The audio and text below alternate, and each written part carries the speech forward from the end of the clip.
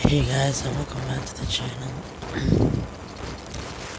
The next story in my Let's Not Meet Reddit series is Mom Isn't a Good Listener by ashaka1234. I apologize in advance for my writing.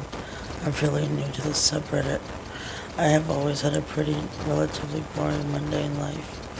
Nothing particularly weird or frightening has ever happened to me, except this one summer. Please be aware the story is long. Anyways, here starts the story. When I was about 16 years old, I decided to get myself a job for the summer. This would be the very first job I had ever had, as my mom usually would provide me with money. I was pretty clueless on where to start, so my aunt did the heavy work and found me a job babysitting for one of her customers. She worked at a salon and the customer's name was Jeremiah. Jeremiah is a Nigerian man who always goes there to get a cut. She tells me he is extremely nice and she presumes he is well off because he always tips well.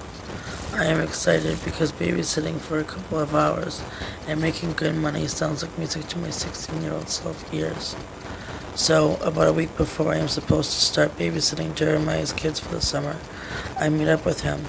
He introduces himself to me and wants me to meet the kids on a short trial basis for about an hour a day, from Monday to Friday. He agrees to pay $30 for the hour, as he was paying me $10 for each child, and there were 3 of them. I meet with the kids and they seem pretty easygoing. There was 2-year-old Felicia, a 5-year-old Jeremiah, he was a junior, and a 7-year-old Heaven. All in all, it seemed like it was going to be a good summer, but it wasn't. The first few days of the trial went great. I would come to see the kids and take them to a park or play a game with them until I had to go back home. However, on the Friday of that week, it started to get weird. I came to the house, as I usually did, and greeted Jeremiah and took the kids to the park, as I had been doing for almost 4 days now routinely. However, this day was not like the rest. Jeremiah calls me 15 minutes into the day, screaming at me to bring back his children. I was terrified that something had happened, so panicking I pack up the kids and we go back to the house. Once we are in the home, he tells the kids to go to their rooms, and this is where the horror begins. He tells me that I am no longer allowed to take the kids to the park. Confused, I ask why. He explains to me that his ex-wife often goes to the park and watches the kids and that he is afraid for their safety. Well, let me tell you that is news to me, as when I first met him, he specifically told me that he and wife had gotten a divorce. Why? Because she had been bringing men back to the home, and he had suspected one of them had been touching Heaven. Those were his exact words. He also told me that his ex had lost her custodial rights and was in prison, so you could see where I was confused. Nonetheless, whatever doubt and confusion I had in my mind, I pushed it down and swore to him that if I ever did see her around the house, I would call the police, as he had also previously told me. He has a restraining order out on her. He tells me not to call it ever again. He tells me not to ever call the police if I see her, but to only call him. Again, I push the doubt in my mind to the side and reluctantly agree. The first month of the summer goes well. I spend about 4 hours a day with them, and during those 4 hours, those kids are preoccupied with their gaming system, or riding their dirt bike, or doing whatever in their massive house. However, once July rolls around, things get a bit strange. Jeremiah starts coming home from working early on Wednesdays. That's not the strange part. The strange part is that he would come home early from work and expect me to remain at the home until my day was done. He also starts to recruit me to do things with the kids and him, like going clothing shopping, going to the doctor's, going to the supermarket, and even the movies. I was starting to feel more like a nanny than a babysitter. When I would express the idea of going home, as I wasn't needed, he would always get upset and guilt me into staying. The kids need you. This is your responsibility. I was annoyed, but I let it go, as I am only spending 4 hours a day there and getting paid well. My sister Michelle, on the other hand, would only openly tell me how weird she finds Jeremiah and how she had thought he was trying to groom me into being the kid's surrogate parent and his new wife. I laugh off the idea as nothing mildly inappropriate has ever happened. That is until one day I came to the home as per usual, and Jeremiah leaves to work. About an hour into me being there, I hear a knock on the door. Before I could ask who it is, Heaven sprints to the door and swings it open. To my surprise, it's a woman. I ask her who she is, and she tells me she's the kid's mother. I'm shocked and frightened, as this woman isn't supposed to have any contact with these kids. I tell her Jeremiah is at work, and that I am watching the kids in his absence. She gives me a very cynical look, and tells me that I can go home, as she is there now. I tell her Jeremiah told me not to let her in, if she visits, and that she needs to leave. I have expected her to curse me out, but to my surprise she says fine, kisses the kids goodbye and leaves. I quickly, in a panic, phone Jeremiah and tell him of the recent occurrence. He doesn't seem upset at all. He doesn't even seem surprised. Instead, he calmly thanks me for alerting him, and as he was ending the call, tell me I am a good girl. Again, I am a bit sketched out, but proceed to continue to watch the kids. One day, while I was there, I became curious in the nature of the relationship between the mother and the kids, since they didn't seem to really miss her at all while she was away. Therefore, I do the only logical thing I can do, and proceed to pray answers out of heaven in Jeremiah Jr. To my utter disbelief, what I find out is shocking. It turns out the reason why the kids really seem to miss their mother is due to her never being gone. They tell me their mother comes home every day, right when Wheel of Fortune is coming on. I ask them if she stays or goes to her own home, and they tell me she sometimes spends the night in their dad's room, but when he was mad at her, she leaves. So I ask the next logical question. I ask Heaven why her dad is often angry at her mom, and she tells me it was because mom isn't a good listener. Right then and there I get a chill, because up until that point it seems like I am putting together a puzzle, but none of the pieces are matching. I start rewinding to certain things Jeremiah would say to me, and certain things he would do that I didn't think much of. For instance, every time I was playing with Felicia when he was around, he will always tell me I am a good mom. Not that I will be a good mother, no, that I am a good mother. He asks me if I am dating anyone, which I honestly answer I am not. He even asks me if I am sexually active, which I rightfully decline to answer, although I am not. He becomes really touchy with me, always wanting to touch my hair or hug me goodbye. He comments on my appearance a lot, telling me I am attractive and look in shape. He makes me stay later on certain days, even after he is home.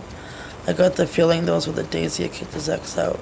And last but not least, Jeremiah starts to advise me to come in through the garage and not the front door when I come in the morning. Each time I do, I am greeted by a shirtless Jeremiah who attempts to go in for a lingering hug. I honestly think he would wanted something to occur in that garage. He would attempt to keep me there conversing with him in the dark. It was a combination of those things, as well as what the kids tell me, that make me question the legitimacy of everything he has ever told me. I begin to think that maybe Jeremiah didn't want a babysitter, but a new wife to be the mother of his kids. As time progresses, I really begin to dread going over there. I would begin to get anxiety even thinking about it. Nonetheless, I still continue to go, not telling a soul what is occurring. As time progresses, I find out even worse news. Jeremiah's ex-wife wasn't his ex. They are still married. He apparently abuses her often, and is paranoid that she is having an affair with someone, so he sends her away to Nigeria for a month. I learn all this from the woman in the salon my aunt works at. Not only that, but also that Jeremiah constantly brings women home while the wife is away. She finds out about this because she sometimes pretends to go to work and stays behind to watch for visitors. She has asked him for a divorce, which is why he sent her away. I also learned that he would regularly threaten to kill her if she ever leaves him. By the time the truth has come out, I am done. I have about a month and some change left. I tell Jeremiah I can no longer watch the kids because I have to attend basketball camp, which is lie. He became visibly upset and literally tells me I have to continue to come back. I tell him I would not be doing so, and that's when he starts to become irate. He calls me a slut and tells me the only reason I want to leave the kids and him is because I was seeing other men. Mind you, I was 16 at the time, with no obligation to watch over his kids or him. I leave that day crying and don't come back the next day.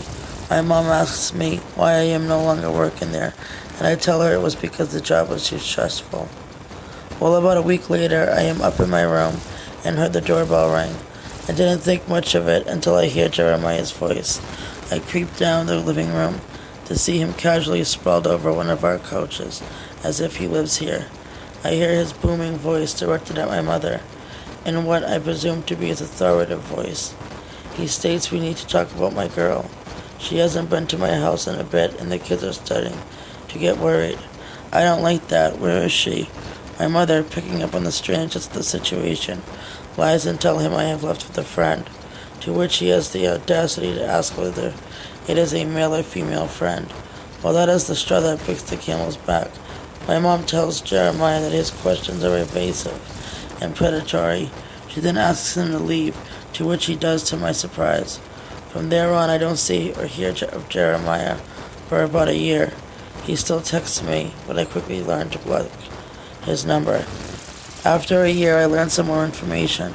His wife has gotten full custody of the kids and are living in another city about an hour from where we do.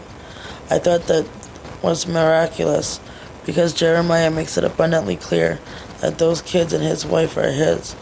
A few months after learning that information, I am jogging in my neighborhood when I wander by his house.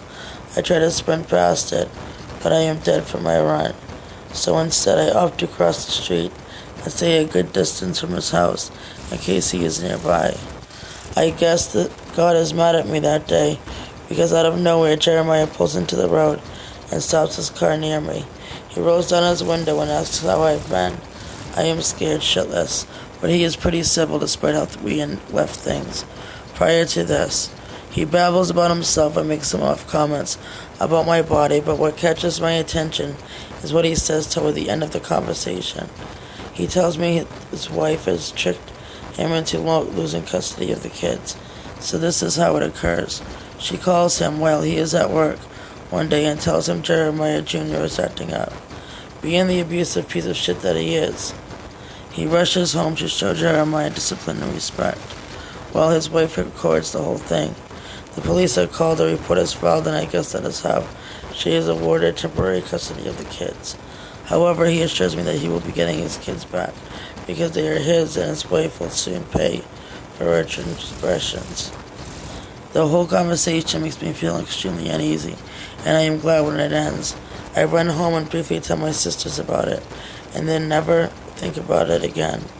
That is until I hear the news a few weeks before my birthday from my aunt, of all people, that Jeremiah has gotten his kids back. His wife mysteriously falls ill and goes back to Nigeria and dies. I know that it sounds crazy, but that is exactly what my aunt tells me. I am again frightened after hearing that news and disclosed to my sisters what he told me a few months prior to her death. About a year after that, I am jogging again and pass his house. This time he comes out of his home to wave me down. He asks me if I want to say hi to the kids. I tell him no, as they probably will not really remember me. He then asks me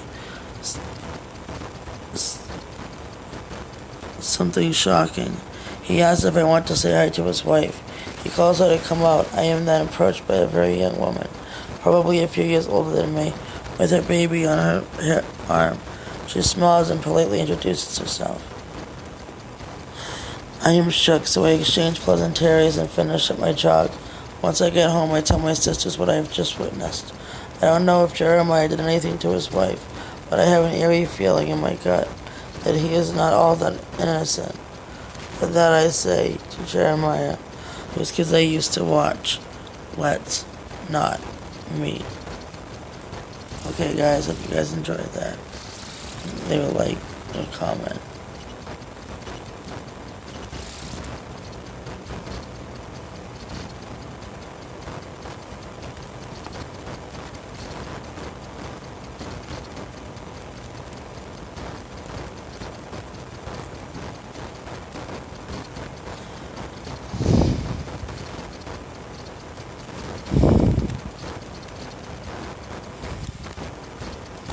And then I say to Jeremiah, who's because I used to watch. Alright guys, hope you guys enjoyed it. Leave a like, subscribe, comment. See you in the next one. And have a great day. Bye.